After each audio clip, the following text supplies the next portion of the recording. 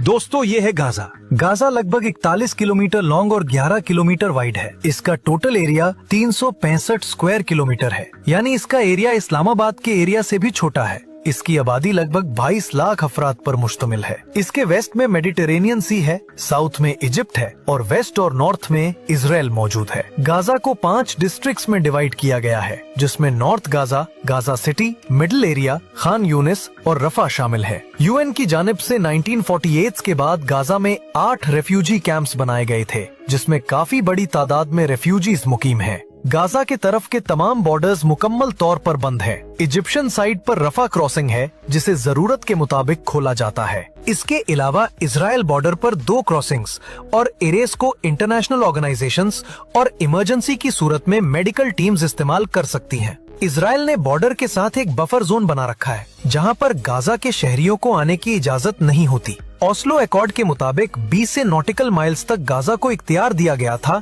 कि वो इस एरिया तक फिशिंग कर सकते हैं, लेकिन इजराइल ने उन्हें पहले 6 नॉटिकल माइल्स और फिर 3 नॉटिकल माइल्स तक महदूद कर दिया था, जबकि इस मंजर में मछलियां 9 नॉटिकल माइल्स से आगे पाई जाती हैं।